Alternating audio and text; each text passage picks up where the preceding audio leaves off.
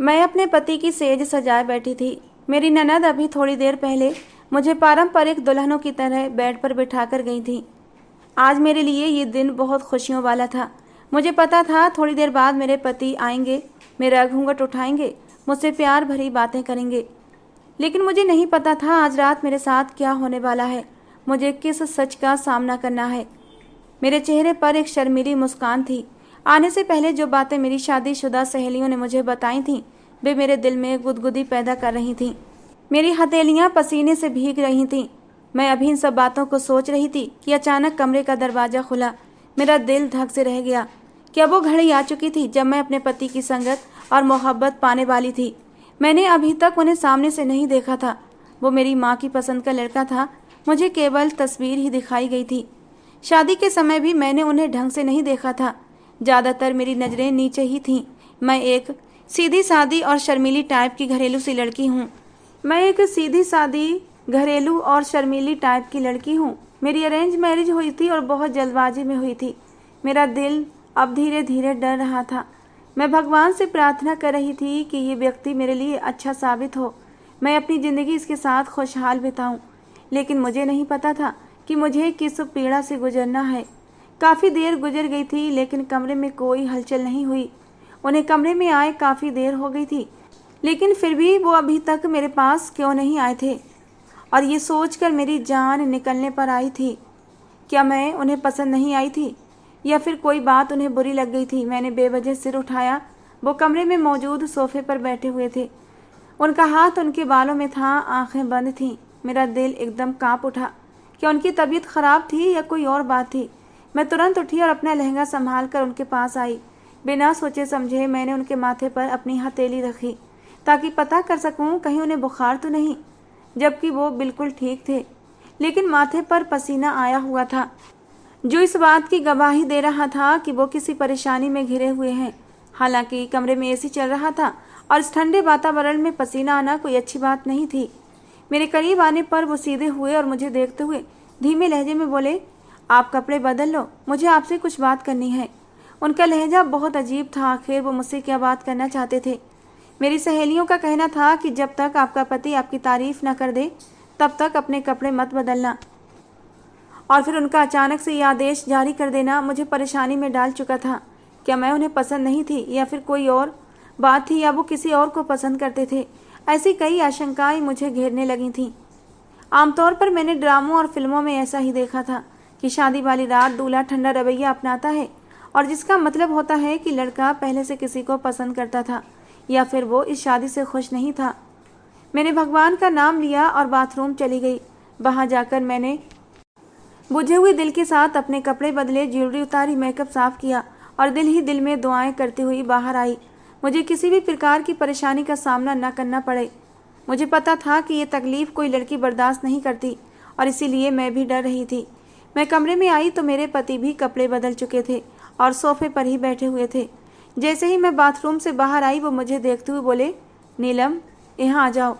उनके बात करने का अंदाज बहुत अच्छा था।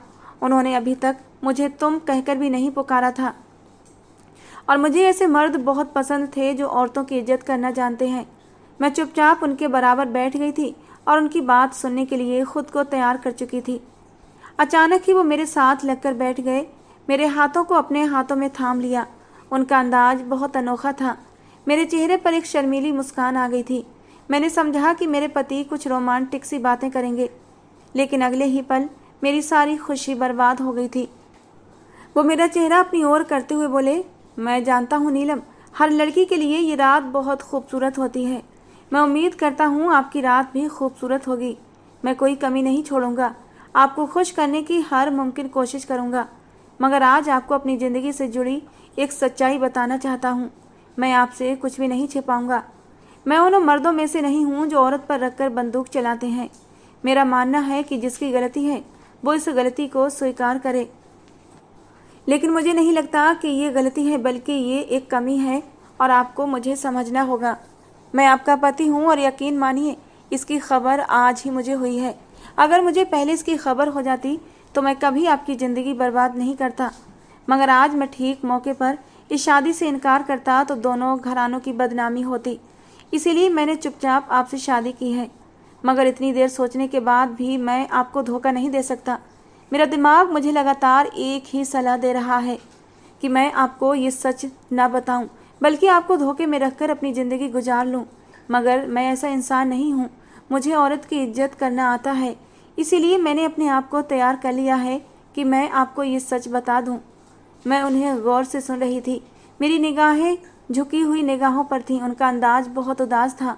न जाने क्यों मुझे क्या हुआ कि अचानक ही मैंने अपना हाथ बढ़ाया और उनके गाल पर रखते हुए प्यार से बोली, बेशक आपकी जो भी बात है, हो सकता है मुझे नागवार गुजरे, लेकिन मैं वादा करती हूँ आपको जो भी कंडीशन होगी मैं उस कंडीशन को स्वीकार करूँगी और आपके साथ एक अच्छी ज़िंदगी बिताने की कोशिश करूँगी। मुझे सबसे ज़्यादा आप में एक चीज़ पसंद आई और वो है कि आपको औरतों की इज्जत करना आती है और मुझे ऐसे मर्द बहुत पसंद हैं। मैं और भी कुछ कहना चाहती थी, लेकिन इससे पहले ही उन्होंने मेरा हाथ थाम लिया और एक बार फिर मुझे देखते हुए बोले, मगर मुझे लगता है कि आप मेरी ये सच्चाई सुनकर मुझसे नफरत करेंगी और मुझे छोड़ देंगी या फिर कोई और कदम उठाएंगी। मैंने तुरंत सिर ना में हिलाते हुए कहा, मैं ऐसा कुछ नहीं करूँगी। आप मुझे बताएं आखिर आपके साथ समस्या क्या है। और फिर जो बात उन्होंने मुझे बताई वो मेरे कदमों तले से ज़मीन निकाल ले गई थी। मुझे ऐसा लगा जैसे आसमान मेरे सिर पर गिर गया हो। मैंने कभी सपने में भी नहीं सोचा था कि मेरे साथ ऐसा भी होगा। मेरी आंखों में नमी आ गई थी और मैं उन्हें अविश्वास के साथ देख रही थी। मैं कुछ कहना चाहती थी, उनसे कोई सवाल पूछना चाहती थी, लेकिन इससे पहले ही वो कमरे से बाहर चले गए। मेरी हालत ऐसी थी जैसे काटो तो शरीर में खून नहीं। मैं कैसे इंसान की तरह हो गई थी जिसके आगे भी खाई थी और पीछे भी। मेरे माँ बाप बहुत सख्त थे और मेरे भाई कुछ ऐसे ही थे। मुझे पता था कि अगर मैं अपने घर जाती और अपनी माँ को इस दर्द के बारे में बताती तो उल्टा वो मुझे बहुत बातें सुनाती, बल्कि मुझे अपने घर से निकाल देती। वो एक घरेलू औरत थी और उनका मानना था कि पति की हर हाल में सेवा करनी चाहिए। तुम्हें भी वही करना है और वहीं रहना है। तुम यहाँ क्यों आई हो? और ये सब सोचकर मेरी आंखों में आंसू आ गए। मैं दोनों तरफ से फंस गई थी और कुछ पल बाद मैं फूट फूट कर रोने लगी। विदाई के समय सहेलियों की मीठी सरगोशियाँ और कजिन्स का छेड़ना, ये सब याद करते ही मेरा दिल बहुत उदास हो गया। काफ़ी देर रोने के बाद मेरा दिल कुछ हल्का हुआ और मैं बाथरूम में खुद का हुलिया ठीक करने के लिए चली गई, क्योंकि रो रो कर मेरा चेहरा ख़राब हो चुका था। थोड़ी देर बाद जब मैं वॉशरूम से बाहर आई तो मेरे पति बेड पर लेटे हुए थे। यकीनन वो सोने के लिए लेट चुके थे। मैंने उन्हें पूरी तरह नज़रअंदाज किया और भगवान जी के सामने जाकर खड़ी हो गई। मेरी शुरू से आदत थी, जब भी मैं तकलीफ में होती थी अपने भगवान से अपने दिल की बात करती थी। उनके सामने बैठकर घंटों रोती थी, उनसे दुआएं मांगती थी और मुझे यकीन था मेरी इस मुश्किल का हल मेरे भगवान के पास था। मैं अपने भगवान से दर्द भरे लहजे में बोली, हे भगवान, मैंने बचपन से लेकर बड़े होने तक सिर्फ और सिर्फ मुश्किलों का सामना किया है। मैंने माँ की बिना वजह की सख्ती सहन की, भाइयों की डांट फटकार झेली और पापा के गुस्से को सहा। मैंने सब कुछ सहा। सहेलियों ने कहा था जब मैं पति के घर जाऊंगी तो मुझे सुकून मिलेगा, लेकिन यहाँ आकर मुझे एक और परीक्षा का सामना करना पड़ा। हे भगवान, आप जानते हैं कि मैं अपने पति के प्रति वफादार हूँ। मैंने कभी कोई गुनाह नहीं किया, कभी किसी गैर मर्द को आंख उठाकर नहीं देखा। मैंने अपनी इज्जत को हमेशा अपने पति की अमानत समझकर उसकी रक्षा की है। मेरे साथ ऐसा क्यों हुआ? मैं आपसे शिकायत नहीं कर रही, ना ही आपको दोष दे रही हूँ। बस मैं मजबूर हूँ, दिल उदास है, इसलिए आपसे बोल रही हूँ। मैं बहुत उम्मीद के साथ आपके पास आई हूँ। मेरे भगवान, मेरी प्रार्थना को जरूर स्वीकार कर लो। मेरी इस मुश्किल को दूर करो। मैं अपनी जान दे दूंगी, लेकिन अपने पति का साथ नहीं छोड़ूंगी। मैं उनका अंतिम सांस तक साथ दूंगी। जो आपने मेरे लिए चुना है मैं उसमें राजी हूँ। हे भगवान, मुझे मजबूत बनाए रखना। मैं काफ़ी देर तक अपने भगवान के सामने बैठकर आंसू बहाती रही। काफ़ी देर रोने के बाद मेरा दिल हल्का हो गया। मैंने अपना भीगा चेहरा साफ करके उठी, लेकिन अचानक मेरी जान लबों पर आई। मेरा सांस ऊपर का ऊपर और नीचे का नीचे रह गया। मेरे बिल्कुल ठीक पीछे मेरे पति चेहरा झुकाए खड़े थे। क्या वो मेरी सारी प्रार्थनाएं सुन रहे थे? मेरी आवाज़ इतनी तो तेज थी कि अगर कोई व्यक्ति मेरे पास होता तो वो आसानी से मेरी आवाज़ सुन लेता। ये सोचते ही मेरा दिल धड़क उठा। मैं कुछ कहती इससे पहले ही वो अपनी जगह से मेरे पास आए और मुझे अपने सीने से लगा लिया। अपने पति की मजबूत बाहों में मुझे सुरक्षा का एहसास हुआ। उनकी संगत मुझे सुकून दे रही थी। वो मुझे बाहों में लेकर बिस्तर पर आए और मुझे देखते हुए धीमे लहजे में बोले, जिस तरह से आपने भगवान के सामने बैठकर मेरे साथ वफादारी निभाने का इरादा किया है, मेरा दिल आपके लिए धड़क उठा है। मुझे लड़कियों से हमेशा नफरत रही थी, लेकिन आज आपको पाकर मैं पूरा हो गया हूँ। ये कहते हुए वो मेरे ऊपर झुके। मैंने चुपचाप आंखें बंद कर लीं। मैं अब अपने पति की संगत चाहती थी, उनकी मजबूत बाहों में समाकर हर दुख को भुला देना चाहती थी, इस सच्चाई को नकार देना चाहती थी जो मेरे पति ने अभी अभी मुझ पर जाहिर की थी। मैंने अपना आप चुपचाप अपने पति के हवाले कर दिया और मेरे पति मेरे ऊपर अपनी चाहतें लुटाने लगे और मैंने उफ तक नहीं किया। समय अपनी गति से गुजर रहा था और मैं उनकी बाहों में अपने सभी दुख भुलाकर एक अलग ही दुनिया में खो गई थी। वो रात धीरे धीरे बीत गई, लेकिन मुझे नहीं पता था कि अगली सुबह मेरे लिए क्या तूफान लाने वाली है। सुबह होते ही मेरी आँख खुली। मैंने गर्दन घुमाई। मेरे पति नींद के मजे ले रहे थे। मैंने गहरी सांस ली और अपने पति की ओर कदम बढ़ाए। मैं उन्हें उठाना चाहती थी, लेकिन शादी का पहला दिन था और वो थोड़ी देर पहले ही सोए थे, इसलिए मैं कोई बुरा माहौल नहीं चाहती थी। इसलिए मैं चुपचाप होकर लेट गई। मुझे पता था कि थोड़ी देर के बाद मुझे कोई जगाने आएगा, इसलिए मैंने जागने में ही भलाई समझी, लेकिन आंखें बंद कर लीं ताकि थोड़ा आराम मिल सके। कुछ पल बाद अचानक मेरे पति का मोबाइल बजा। मैं उन्हें फ़ोन देना चाहती थी, लेकिन अचानक ही वो चौंक कर उठे और अपना मोबाइल कान से लगाकर बालकनी में चले गए। उनका अंदाज बहुत शक भरा था। मोबाइल उठाकर बाहर जाना मुझे अजीब लगा। मैं उन पर शक नहीं कर रही थी, लेकिन उनकी हरकत शक करने वाली थी।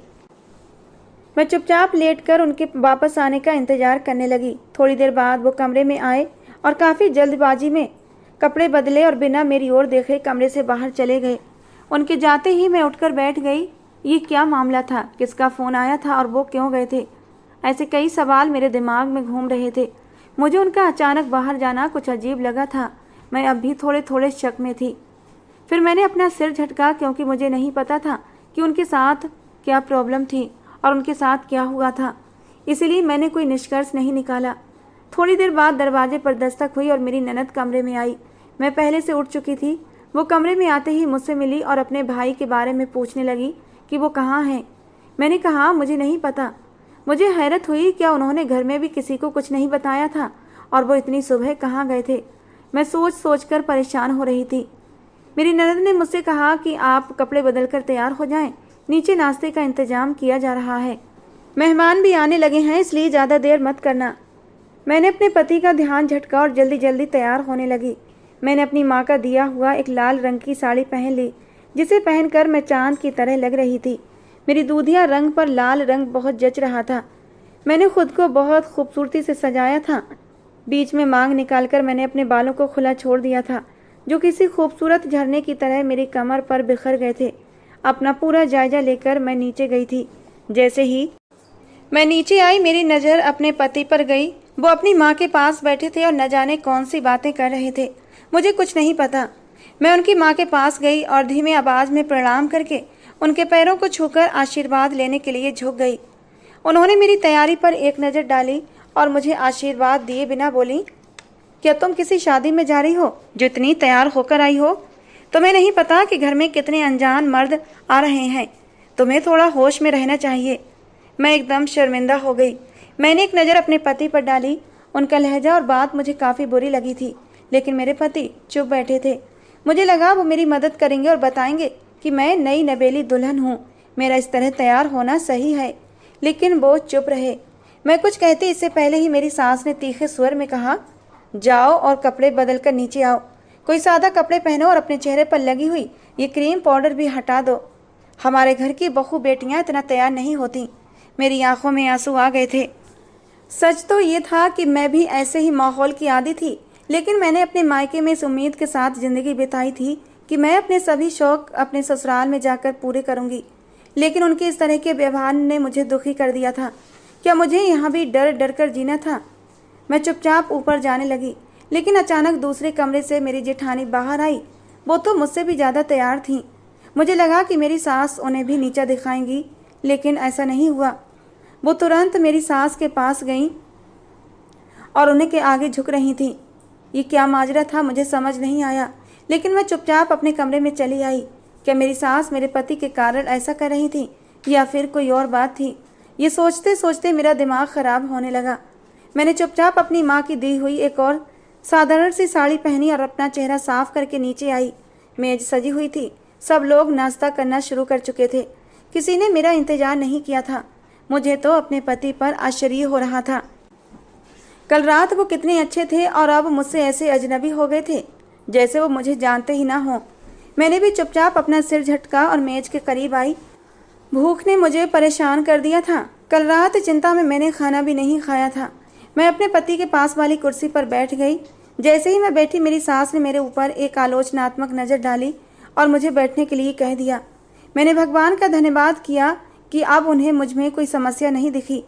खाना वगैरह करने के बाद मैं अपने कमरे में आ गई क्योंकि मुझे नीचे ठहरना सही नहीं लगा। मेरी सास मुझ पर ध्यान देने की बजाय मेरी जेठानी पर ही ध्यान दे रही थी। मेरी ननद फिर भी मुझसे बातें कर रही थी, लेकिन सास का रवैया बहुत ठंडा था। मेरे पति भी नाश्ता करने के बाद घर से चले गए थे। मुझे अजीब सी बेचैनी हो रही थी। मैं लगातार अपने भगवान से दुआ कर रही थी कि मेरे लिए सब कुछ बेहतर हो। मुझे आगे की ज़िंदगी बिताने के लिए बहुत हिम्मत की ज़रूरत थी। लोगों के ताने सहने थे। अपने पति को किसी भी तरह हर मुसीबत से बचाना था। उन पर कोई भी बदनामी नहीं आने देनी थी। इन सब चीज़ों के लिए मुझे बहुत हिम्मत की ज़रूरत थी। अभी कुछ ही समय बीता होगा कि मेरे पति कमरे में आए। मैं उन्हें देखते ही खड़ी हो गई, जबकि वो मुझे पूरी तरह नज़रअंदाज करके लेट गए थे। मैं उनसे बात करना चाहती थी, थोड़ी देर के लिए अपना दिल हल्का करना चाहती थी, लेकिन वो तो ऐसे हो गए थे जैसे कमरे में उनके अलावा कोई है ही नहीं। लेकिन मैंने हिम्मत नहीं हारी। मुझे किसी भी तरह अपना रिश्ता बहाल करना था। वे मेरे पति थे और मुझे उनकी दिलजोई करनी थी। जैसे ही मैं बेड पर बैठी, वो मुझे देखते हुए बोले, बुरा मत मानना, मगर आप सोफे पर जाकर बैठ जाइए। मैं थोड़ी देर आराम करना चाहता हूँ। मैं कमरे से बाहर चला जाऊँ तो आप बिस्तर पर आ जाना, मुझे कोई समस्या नहीं होगी। उनका ठंडा रवैया मेरे दिल को दहला गया। मैं उन्हें आश्चर्य से देख रही थी कि वो मुझसे इस तरह बात क्यों कर रहे हैं, लेकिन मैंने चुप रहने में ही भलाई समझी और चुपचाप सोफे पर जाकर बैठ गई। समय धीरे धीरे गुजरने लगा। वो शादी की रात ही मेरे करीब आए थे।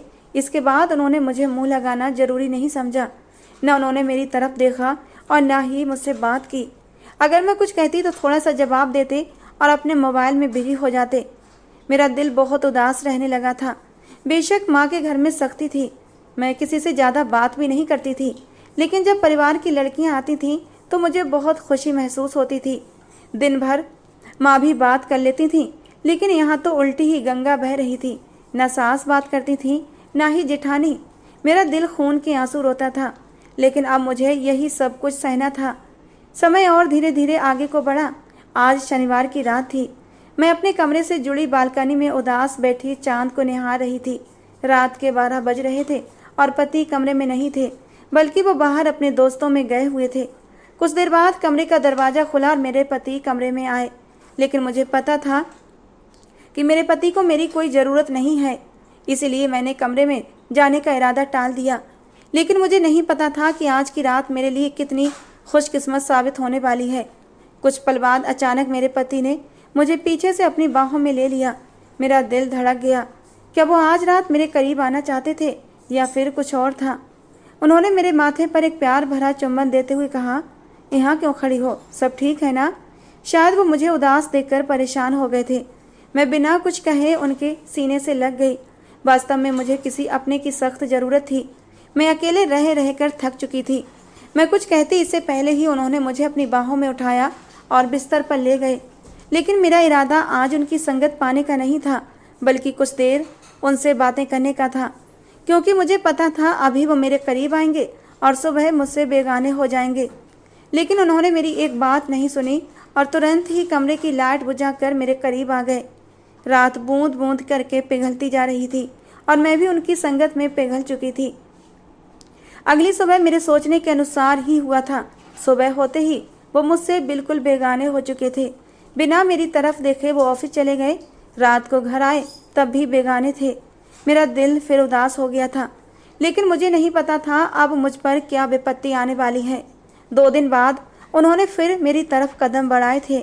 मेरा दिल चाहता था कि मैं उन्हें झटक दूं, लेकिन मुझ में इतनी हिम्मत नहीं थी। समय गुजरने लगा। अब कभी वो मेरे पास आ जाते थे, अपना मतलब पूरा करते और फिर मुझसे दूर हो जाते। मुझसे ऐसे बेगाने हो जाते जैसे मुझे जानते ही ना हो। आज मेरी तबीयत कुछ खराब हो रही थी। दिल अजीब सी हालत का शिकार था। तबीयत में काफ़ी चिड़चिड़ापन आ गया था। कमरे से बाहर आने के बाद जो काम मेरे जिम्मे थे उन्हें करने का मेरा मन नहीं था। बहाने बहाने से जेठानी भी मुझसे बात कर रही थी, लेकिन मैंने उन्हें भी मुंह नहीं लगाया। अचानक मुझे उल्टी आई और मैं वहीं सिंक में झुक गई। मेरी जेठानी मेरी पीठ सहलाने लगी। मुझे सांस लेने में भी दिक्कत होने लगी। उल्टी करके मेरा बुरा हाल हो गया था और मैं किचन में मौजूद कुर्सी पर ही बैठ गई। वो दौड़कर माँ को बुला लाई, जबकि मेरी सास मुझे संदेह भरी नज़रों से देख रही थी। उनकी नज़रें मुझे अपने शरीर के आर पार होती महसूस हो रही थीं। मेरा सिर चकरा रहा था। मेरी जेठानी मुझे सहारा देते हुए बोली, आओ मैं तुम्हें कमरे में छोड़ देती हूँ। मैंने उनका साथ पाते ही अपने कदम अपने कमरे की ओर बढ़ाए, लेकिन अभी मैं रास्ते में ही थी कि मुझ पर बेहोशी छा गई और मैं उनके हाथों में झूल गई।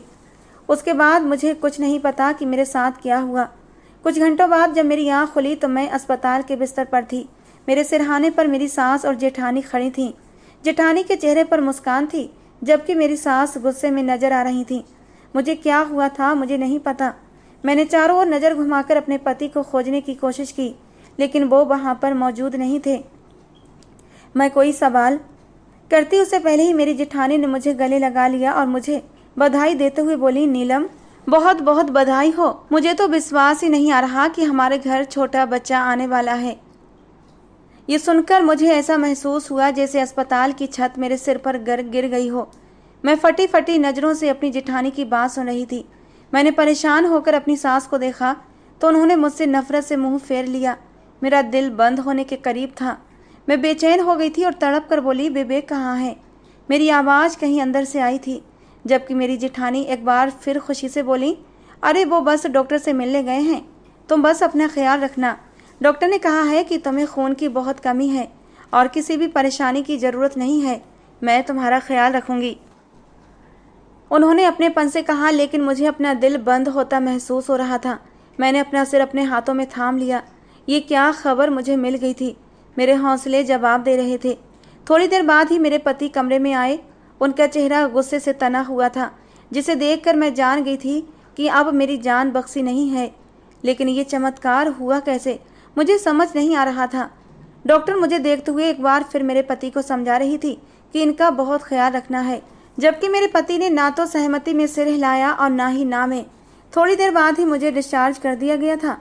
वो गाड़ी चलाते हुए भी बहुत गुस्से में लग रहे थे। उनकी माँ का हाल भी यही था। मैं जान गई थी कि उनकी माँ भी सच्चाई से जानकार हैं, तभी इतने गुस्से में हैं। घर पहुँचते ही उन्होंने गुस्से में दरवाज़ा बंद किया था और अपने कमरे में चले गए। मुझे अपने एक एक कदम मन भारी लग रहे थे। मुझे कुछ समझ नहीं आ रहा था। मुझे ऐसा महसूस हो रहा था जैसे आज का दिन इस घर में मेरा आखिरी दिन होगा, क्योंकि मुझे मालूम था इस खबर के बाद मेरे पति मुझे कभी भी अपने घर में जगह नहीं देंगे। लेकिन मुझे समझ नहीं आ रहा था कि ये सब कैसे हुआ। मैं नीचे ही खड़ी इन सभी बातों के बारे में सोच रही थी कि अचानक मुझे मेरे पति की डांटती हुई आवाज़ सुनाई दी, नीलम कमरे में आओ। सभी ने हैरान होकर रेलिंग के पास खड़े मेरे पति को देखा, जो गुस्से से पागल होने के दर पर थे।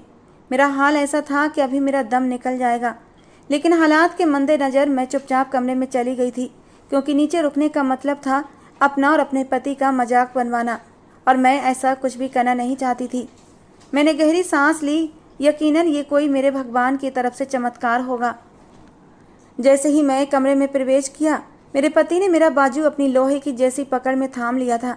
मैं कुछ समझ पाती इससे पहले ही उन्होंने मेरे मुंह पर एक जोरदार थप्पड़ मारा था।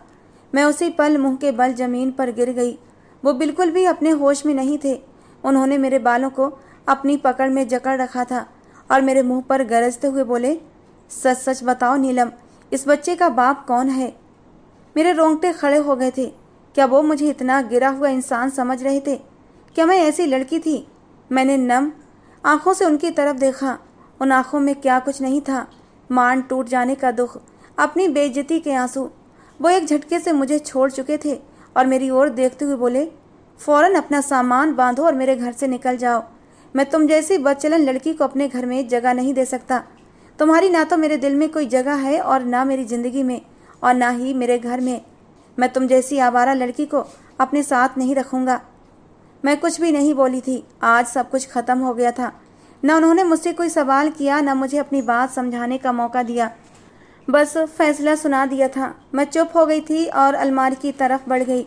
मैंने सोच लिया था मैं अब ऐसे इंसान के साथ जिंदगी नहीं गुजारूंगी जिसे मुझ पर भरोसा ही नहीं है। मैंने उनकी आंखों के सामने ही अपना सामान बांधा था। मेरे होंठों पर चुप लग गई थी। मैं अब यहाँ ठहरना नहीं चाहती थी। मुझे नहीं पता था कि मेरी माँ मुझे क्या बोलेंगी, मेरे भाई मुझे अपनाएंगे या धुतकार देंगे, मेरे पापा का क्या रिएक्शन होगा। मुझे कुछ पता नहीं था। मैं बस अब यहाँ से जाना चाहती थी।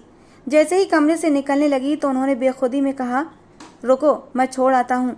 जबकि मैंने एक तंज भरी नज़र उनके अस्तित्व पर डाली और चुपचाप उस घर को अलविदा कहकर बाहर निकल आई थी। शादी के बाद से मुझे कोई सुकून नहीं मिला था। सास की ओर से नापसंदीदगी का इजहार, जेठानी का अजीब तरीके से व्यवहार और देखना, और मेरे पति की बेपरवाही मुझे पूरी तरह ख़त्म कर चुकी थी। एक औरत की ज़िंदगी आसान नहीं होती। मुझे लगा था जितने जख्म मैंने अपने मायके में सहे हैं, ससुराल में मुझे अच्छा मिलेगा। मैंने अपने सभी शौक़ अपने ससुराल में पूरे करने हैं, लेकिन शायद मेरी ज़िंदगी में सुकून था ही नहीं। मैं मायूस हो गई थी। मैं अपने घर लौट आई थी। पूरे रास्ते मेरे कानों में मेरे पति के शब्द गूंज रहे थे। क्या वो मुझे इस काबिल भी नहीं समझते थे कि मुझ पर थोड़ा सा भरोसा कर लेते? बेशक उस रात उन्होंने जो कहा था उसकी तुलना में ये सब कुछ होना बहुत मुश्किल था। मेरे पति का कहना था कि उनकी तबीयत कुछ दिनों से ख़राब थी और अपनी माँ के कहने पर उन्होंने अपना चेकअप कराया था और उनकी रिपोर्ट शादी से ठीक एक दिन पहले आई थी और इस रिपोर्ट में था कि वो कभी बाप नहीं बन सकते। मुझे कभी ये खुशी हासिल नहीं हो सकती और फिर मेरा प्रेग्नेंट होना कोई छोटी बात नहीं थी, मगर चमत्कारी घटनाएं होती हैं। लेकिन उन्होंने मुझे बदचलन कहा था, मेरे चरित्र पर उंगली उठाई थी। मेरा दिल उनसे बिल्कुल ख़राब हो गया था। हाँ, मैं चाहती थी कि मैं उनके साथ एक खुशहाल ज़िंदगी गुजारती, लेकिन जो अब हो गया था, मैं सोच चुकी थी कि मुझे उनसे कोई रिश्ता नहीं रखना था। जब मैं घर पहुंची तो मेरी माँ ने खुशी से मेरा स्वागत किया। मैं शादी के पूरे 2 महीने बाद अपने घर आई थी, लेकिन मेरे हाथों में सामान था और मैं विवेक के बिना थी। वो एकदम परेशान हो गई और मुझे देखते हुए बोली, नीलम, सब खैरियत तो है ना? विवेक कहाँ है? मैं उन्हें एक नज़र देखने लगी और चुपचाप कमरे में जाकर बंद हो गई। मैंने सोच लिया था कि मैं अपने पापा से बात करूंगी, उन्हें अपने ऊपर बीती सारी दास्तान सुनाऊंगी। हाँ, ये एक लड़की के लिए बहुत शर्मिंदगी की बात होती है कि वो अपने बाप से इस तरह की बात करे, लेकिन माँ से बात करने का मतलब था अपने पैर पर कुल्हाड़ी मारना, और मुझ में इतनी हिम्मत और हौसला नहीं था कि मैं अपने माँ की फिजूल बातें सहन करती। रात को जब पापा घर आए तो मैं चुपचाप माँ के कमरे में चली गई। सब हैरान थे कि आखिर मैं क्यों आई हूँ और फिर कमरे में बंद क्यों हो गई हूँ, किसी से कोई बात क्यों नहीं कर रही। माँ की हालत सबसे ज़्यादा ख़राब थी। कमरे में सब लोग मौजूद थे, मेरे दोनों भाई, माँ और भाभियाँ, लेकिन मैं पापा के पास जाकर बैठ गई थी और उनकी ओर देखते हुए ऊंचे स्वर में बोली, पापा, मैं आपसे अकेले में बात करना चाहती हूँ। मैं कमरे में किसी की मौजूदगी नहीं चाहती। मेरा अंदाज 2 टूक था। माँ कमरे से जाना नहीं चाहती थी, लेकिन पापा ने उन्हें भेज दिया था। मेरे बात करने का अंदाज कुछ ऐसा था कि पापा समझ गए थे मामला गंभीर है। सभी लोग कमरे से चले गए थे और पापा ने मेरे सिर पर हाथ रखा और प्यार से बोले, जो भी समस्या है मुझे बताओ, मैं अभी जिंदा हूँ, तुम्हें परेशान होने की ज़रूरत नहीं है। यकीनन वो मेरी आंखों में उदासी भांप गए थे। मैं उनके सीने से लग गई और रोते हुए अपने ऊपर बीती पूरी दास्तान उन्हें सुना दी। मेरे पापा चुप हो गए थे, लेकिन उन्होंने मुझ पर शक नहीं किया था। यकीनन वो मेरी तकलीफ से जानकार थे। वो जान चुके थे कि मैं झूठ नहीं बोल रही। वो मेरे बाप थे और मेरे चरित्र से अनजान नहीं थे। उन्होंने मुझे दिलासा दिया कि तुम्हें परेशान होने की ज़रूरत नहीं है। जब तक तुम्हारा पति तुमसे माफ़ी नहीं मांगता और तुम्हें सच्चे दिल से नहीं अपनाता, तब तक मैं तुम्हें यहाँ से जाने नहीं दूंगा। जबकि मैं तड़प कर बोली, पापा, माँ का क्या करूँगी? वो तो मुझे जीते जी मार देंगी। लेकिन उन्होंने मुझे एक बार फिर अपने सीने से लगा लिया और यकीन दिलाया, मैं अभी जिंदा हूँ और तुम्हें परेशान होने की ज़रूरत नहीं है। समय धीरे धीरे गुजरने लगा और लगभग 4 महीने बाद मेरे पति मुझे लेने आए थे। उनकी आंखें लाल और अंगार हो रही थीं। उजाड़ हुलिये को देखकर मेरा दिल मुंह को आया था। वो मेरी तरफ देखते हुए मेरा हाथ थामते हुए बोले, मेरे साथ अस्पताल चलो। मैं हैरान रह गई और तुरंत बोली, क्यों, किस लिए जाना है? मैं आपके साथ कुछ भी गलत करने नहीं जाऊंगी। ये मेरा बच्चा है और मैं इसे दुनिया में ज़रूर लाऊंगी। मुझे लगा कि वो मेरा बच्चा गिरवाना चाहते हैं। हालांकि उन्होंने सिर ना में हिलाया और मेरी तरफ देखते हुए बोले, मैं इसका डीएनए टेस्ट करवाना चाहता हूँ। मैं देखना चाहता हूँ ये किसका गंध है। मुझे बहुत तकलीफ हो रही थी। वो किस तरह के शब्द मेरे लिए इस्तेमाल कर रहे थे। क्या वो मुझसे इतना ज़्यादा बदजन हो गए थे? मैंने भी अपनी आंखों में आए आंसुओं को साफ किया और चुपचाप उनके साथ चल पड़ी। मेरी माँ मुझे रोकना चाहती थी, लेकिन मैंने उन्हें मना कर दिया। आज मैं चाहती थी कि उनके सामने सच आए। वो जितना मुझसे बदगुमान है, उनकी बदगुमानी मुझसे दूर हो जाए। हाँ, मैं अपना घर बसाना चाहती थी। पापा के दर पर रहकर मैं भी अब परेशान हो चुकी थी और उन्हें अपनी गलती का एहसास दिलाना चाहती थी कि उन्होंने मुझ पर कितनी बेएतबारी की है। कहते हैं ना, जो व्यक्ति सच्चा होता है उसकी बेगुनाही साबित हो ही जाती है। डीएनए टेस्ट के बाद साफ पता चल गया कि ये बच्चा मेरे पति विवेक का ही है। उन्होंने एक बार फिर उसी पल अपना चेकअप कराया और रिपोर्ट के अनुसार पता चला कि मेरे पति पिता बन सकते हैं। उस दिन रिपोर्ट्स बदल गई थीं। शादी के एक दिन पहले रिपोर्ट आने की वजह से वो बहुत बिजी थे और जल्दी जल्दी में फादर का नाम देखना भूल गए थे।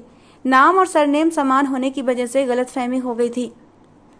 उसी पल विवेक ने भगवान का धन्यवाद किया और अस्पताल के कॉरिडोर में बैठकर मेरे पैरों को पकड़कर मुझसे माफ़ी मांगी थी कि मैंने तुम पर बेएतबारी की, तुम पर आरोप लगाया, जबकि मैं उन्हें चुप नज़रों से देख रही थी। मैंने आज तक सिर्फ और सिर्फ चुप्पी ही साधी थी और आज भी मैं चुप थी। हाँ, मैं कुछ गलत नहीं करना चाहती थी। मैं एक समझदार लड़की थी। मैं एक छोटी सी गलतफहमी पर अपना घर उजाड़ना नहीं चाहती थी। पापा से मशवरा करके मैं अपने पति के साथ वापसी की राह पर चल पड़ी थी और मेरे लिए सभी दृश्य हैरान करने वाले थे। मेरी जेठानी जो उस दिन मुझे अपनापन दिखा रही थी, आज मुझे देखकर जल भुन गई थी। यकीनन उन्हें भी मेरे पति की असलियत मालूम हो गई थी और वही सास जो मुझे देखना भी पसंद नहीं करती थी, मेरे कदमों में फूल निछावर कर रही थी। मेरे पति ने मुझे पलकों पर बिठा रखा था। सबने मुझ पर बहुत ध्यान दिया था। मेरे पति ने अपनी गलती माननी शुरू की कि शुरू में मैं तुम पर ज़्यादा ध्यान नहीं देता था। मेरी माँ भी तुमसे दूर दूर रहती थी और वजह ये थी कि मेरी माँ ने मुझे समझाया था कि अपनी पत्नी को ज़्यादा सर पर मत चढ़ाना। जो कमी तुम्हारे अंदर है उसके चलते तुम्हारी पत्नी तुम्हें छोड़कर चली जाएगी और सारे जग में तुम्हारी बदनामी होगी। अभी से उसकी लगामें कसना शुरू कर दो तो वो आगे को आवाज़ नहीं उठा पाएगी। मुझे माफ़ कर दो नीलम। मुझे माँ की बातों में नहीं आना चाहिए था। मुझे तुम पर विश्वास करना चाहिए था, लेकिन मैं दुख से मुस्कुरा दी थी। बेशक ये समाज मर्दों का समाज है, क्योंकि गलती मेरे पति की होने के बावजूद तकलीफ मैंने सहन की थी और आज जब इस गलती का निवारण हो गया था तो मैं उन्हें अच्छी लगने लगी थी। उन्होंने वास्तव में मेरा बहुत ख्याल रखा था। मैंने भी बड़े दिल से उन्हें माफ़ कर दिया था, मगर मुझे कुछ समय तक बहुत तकलीफ रही थी और मैं अकेले में रो पड़ती थी। उनकी मोहब्बत को देखकर मुझे कभी कभी वो धोखा लगती थी, लेकिन धीरे धीरे उनकी मोहब्बत में सच्चाई नजर आने लगी थी। मेरे जाने के बाद वो बहुत उदास हुए थे। मुझे मेरी सास ने बताया था कि वो घर पर खाना पीना भी छोड़ चुके थे, किसी से बात नहीं करते थे। कई रातों तो वो बाहर रहे थे, उन्हें भी चैन नहीं था। मुझे पता था कि गलतफहमी इंसान को ख़त्म कर देती है और एक गलतफहमी ने मेरा घर भी उजाड़ने की कोशिश की थी, मगर भगवान की कृपा थी, मेरा सब्र बेकार नहीं गया था। लेकिन मैं सभी माँ बाप से ये विनती करती हूँ कि कभी अपनी औलाद, खासकर बेटियों पर सख्ती नहीं करनी चाहिए। उन्हें उसी तरह की ज़िंदगी जीने का मौका देना चाहिए जैसा वे अपने घर में जीना चाहती हैं, क्योंकि कभी नहीं पता होता कि ससुराल में किस तरह के लोग मिलेंगे और कैसी ज़िंदगी होगी। इसलिए अपनी बेटियों का ख्याल रखें। कुछ महीनों बाद भगवान ने मुझे एक चांद सा बेटा दिया था और मैंने सोच लिया था मैं अपने बेटे की इस तरह से परवरिश करूंगी कि लोग उसे देखकर उस पर गर्व महसूस करेंगे। दोस्तों, आज की हमारी ये कहानी आपको कैसी लगी ज़रूर बताना। पसंद आई हो तो प्लीज़ लाइक करना। रोज़ एक नई कहानी सुनने के लिए हमारे चैनल को भी सब्सक्राइब करना। मिलते हैं दोस्तों अगली किसी नई कहानी के साथ।